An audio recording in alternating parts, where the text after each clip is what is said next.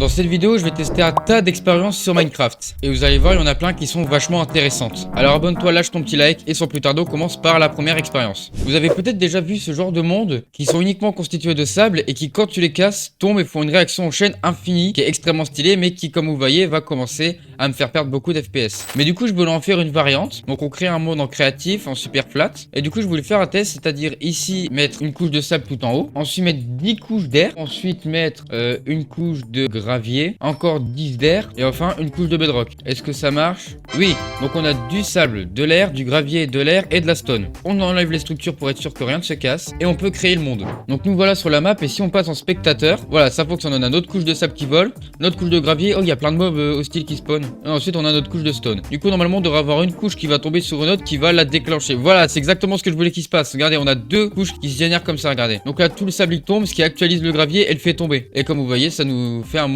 qui d'un coup devient beaucoup plus plat et les monstres hostiles qui avaient spawn en dessous commencent à mourir. On a des Enderman dans les blocs. Là du coup comme on le voit en loin, les blocs sont en train de tomber. Bon c'est bien marrant mais expérience suivante. Alors cette expérience je l'ai déjà vue sur certaines vidéos mais j'ai envie de la reproduire parce que ça m'intriguait. C'est tout simplement de faire un canon à Ender Pearl. Donc on va tout simplement prendre des paires de laine, de la TNT, de l'eau, ah merde, water, because I'm in English, yeah, baguette. What?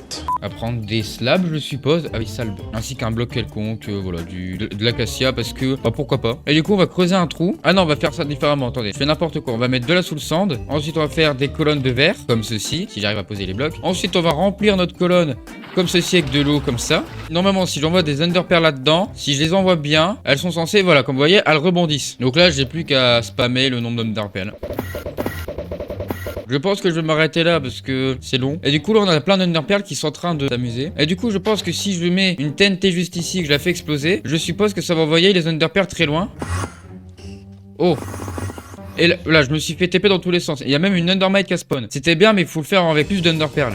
Si je ne m'abuse, il y a une commande pour faire spawn des Ender Pearl qui appartiennent à un joueur. Si je fais /summon Ender Pearl owner .lipo du PC, donc mon pseudo Minecraft, je crois que ça va faire que l'Ender Pearl elle m'appartient, non? Si je fais ça, non? Bon, dommage. Bah, c'est pas grave, on va spammer. Hein.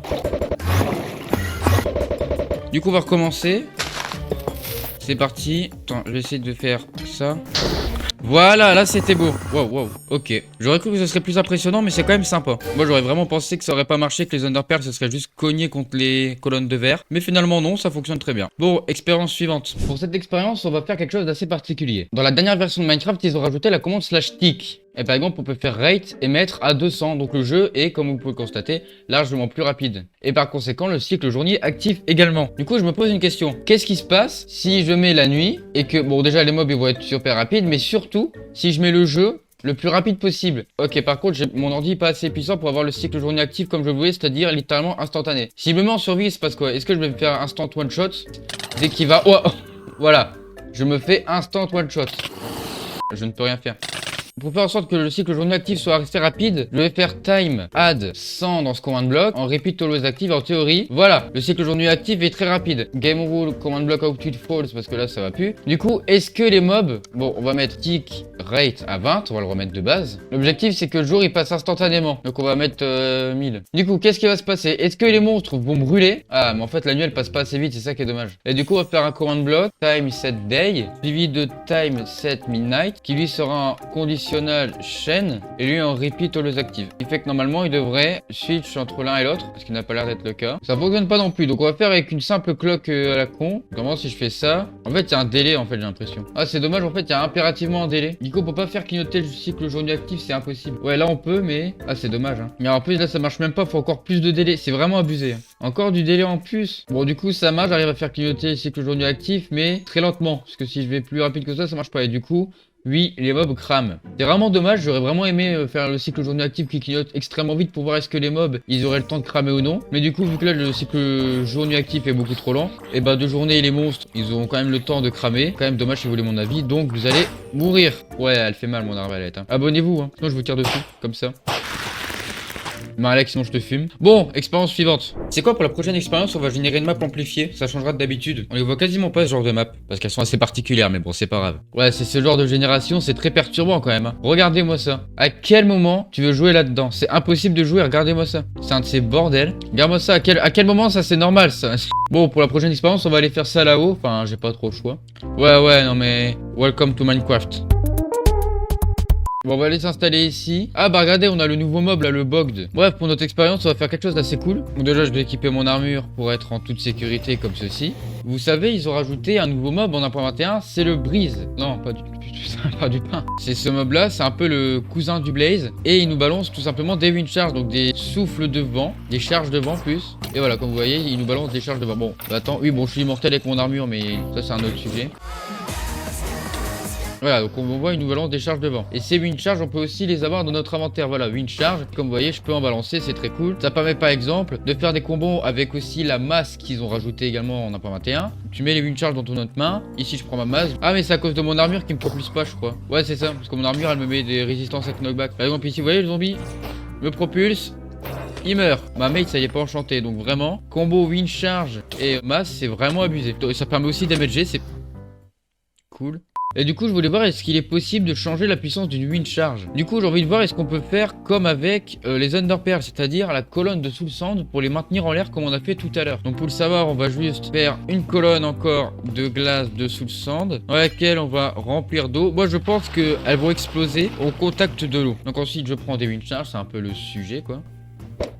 Et ouais, c'est ça, elles explosent au fond, elles continuent, elles se font pas arrêter par l'eau. Du coup, on va tick freeze. Donc ça bloque le jeu. Donc par exemple, si je drop des items, quoi, vous voyez, et bah ils restent dans les airs. Voilà, ils ne bougent plus. Et là, je peux faire une pluie d'items. Et bah c'est pareil pour les wind charges. On va pouvoir en envoyer une. Et voilà, là on la voit à l'état d'arrêt. Ah d'accord, bon elle bug visuellement. On va obtenir ces données pour voir est-ce qu'on peut pas bidouiller avec. Donc on va récupérer les données des wind charges. On a owner, donc ok. Accélération power 0. Ok, donc data, on va essayer de changer cette valeur. Modifie, donc on va changer. Set value, par exemple on va mettre, je sais pas, 5. Si on unfreeze, tick unfreeze. Oh, ça a l'air de marcher. Give l'UPO du PC command block. Maintenant on va faire une commande pour faire ça sur toutes les wind charges. Donc j'ai peut-être trouvé, comme je le voulais, la valeur pour les wind charges. Donc là en théorie si je fais ça, ah, en effet ça les accélère. Et si par exemple je le mets à 50, est-ce que ça accélère vraiment beaucoup?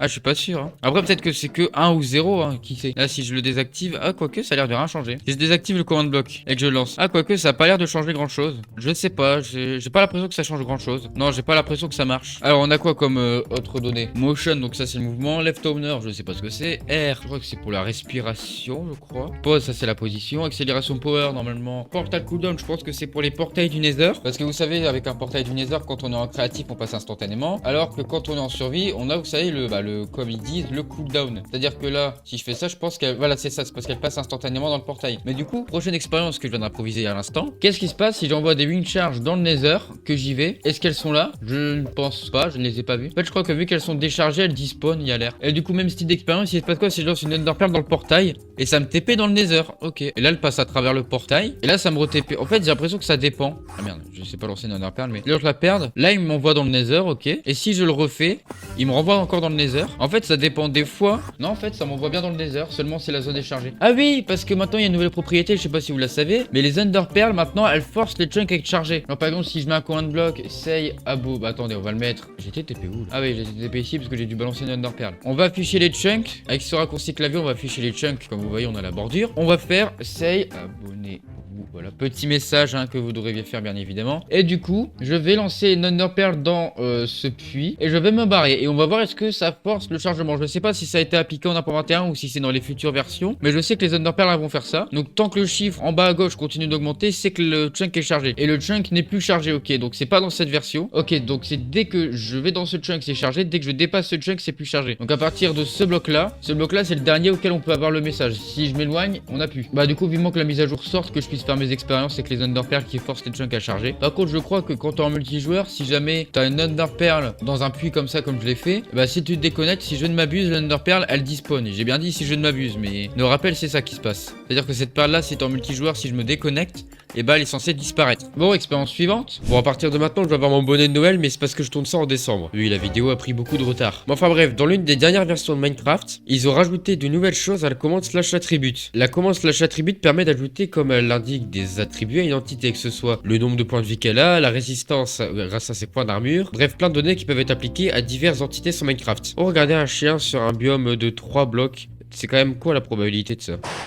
Promis, c'est pas moi. Du coup, c'est parti, nous allons faire nos tests avec les slash attributes. Et j'ai envie de faire un truc, c'est de devenir un géant. Donc slash attribute l'hypo du PC. Et du coup, nous avons un attribut scale, base 7. Et là, on peut mettre une valeur. Donc celle de base, c'est 1. Comme vous voyez, si je la mets, ça ne change rien. Mais imaginons, je la passe à 2. Comme vous pouvez le constater, je suis 2 fois plus grand que la taille normale de mon perso. Et comme vous voyez, ça marche avec le HUD, ça marche avec la hitbox. Si on fait F3 plus B, ça affiche les boîtes de collision, donc hitbox. Et comme vous voyez, elle est également changée. Du coup, là, je peux me balader. Mais le problème, c'est que, bah, ouais, vu que je suis grand, je galère à accéder au bloc. Et bah, c'est pas grave avec cet attribut là. Alors, bloc interaction rage, on va mettre 1000. On va faire pareil avec entity interaction rage, ainsi que celle-ci. Donc, maintenant, en théorie, je peux. Oh putain, regardez-moi ça. Je peux casser des blocs alors que je suis hyper loin. Regardez-moi ça. Il y a des limites quand même. Je peux pas appliquer les 1000 blocs que j'ai mis, mais je peux poser des blocs extrêmement loin. Par exemple, imaginons ici, je prends une TNT. Et bah, hop, comme vous voyez, je peux en exploser depuis ici. Imaginons, je fais spawn un cochon, que je me barre et que je prenne des outils.